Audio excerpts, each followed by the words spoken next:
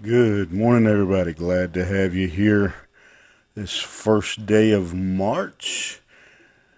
If you do the math, we are a little over 16% of this year. This year is already gone. Um, Hard to believe. We're already this far along. March the 1st, we will be back at the book of Proverbs in the 31st chapter.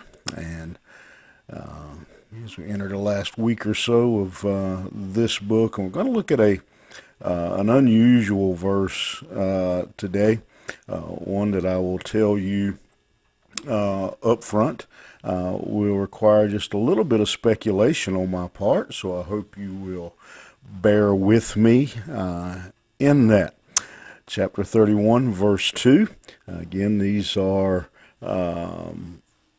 ayurs. We saw yesterday that these were the words that King Lemuel got the wisdom he got from his mother. This verse is, "What, my son, and what the son of my womb, and what the son of my vows." Um, yes, that's all we got. That's all we have to work with. So let's see what we can do. Again, I'm going to tell you up front, I'm going to need to speculate a little bit, as most anybody who writes on this passage does. One thing that is kind of a common belief is that at this point, the king was grown when his mother spoke these words, and that because of his behavior and the way he was living, these were her words of warning, trying to get him to return to ways of wisdom. You see that in the intensity. "What, my son, then the son of my womb, then the son of my vows." And so she steps up her name for him in each one of these statements. I told you yesterday that some believe that Lemuel is actually just another name for Solomon.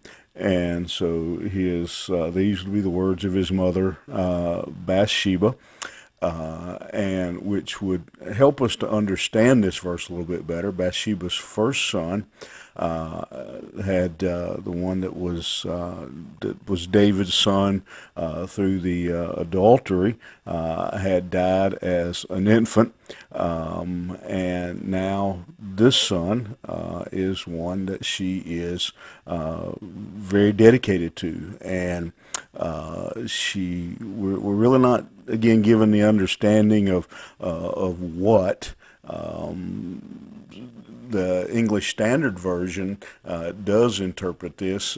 Says, "What are you doing?" And others have said it's, what can I tell you? What are you going to do? There's a lot of ways you could fill in those blanks. And what we learn in the book of Proverbs, as you've seen, is there's a lot of teaching about how parents should train up and raise up their children. But the problem is eventually they grow up and we lose most of our leverage of discipline, of being able to correct our children. And if this is Solomon, we know that Solomon, by his own admission in the book of Ecclesiastes, went crazy, just to put it bluntly, began to chase women and wine.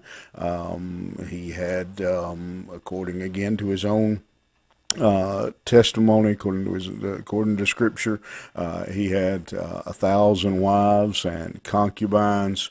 That his pursuit of women led him into ultimately into idolatry, ultimately leading to the nation of Israel being divided in half.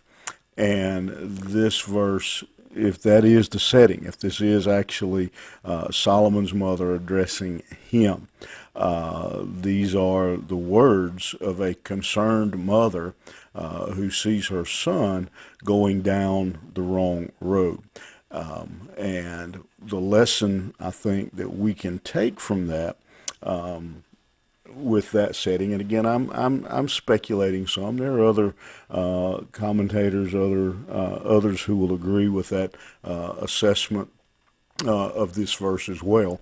But they remind us as parents, even when our children become adults, they make their own decisions. They're going to kind of go their own way. But we are still their parents, and we still have a responsibility to show them concern, to try as much as possible. And it's a very tricky thing to try to talk with adult children and try to correct them, especially when they are involved in ungodly behavior or unwise behavior. And we try to correct them. They get defensive. But I don't think as parents we can ever just walk away and step back from prayerfully, carefully trying to guide and point our children in the right direction. We still have a responsibility to protect them from the dangers and the pain that we see that their choices are going to bring them. And again, one of the things we believe about this is that this wasn't written as it was happening, but these were written later as Solomon gathered this wisdom, and that as he had gotten older, now he remembered the words of his mother and the decisions that he had made along the way that had caused him so much pain, and perhaps wished he would have listened to his dear mother. Good advice for us, that we listen to the counsel of our parents. If you are a parent, that you never give up on your responsibility of teaching and training our children. Have a good day. We'll see you here tomorrow morning.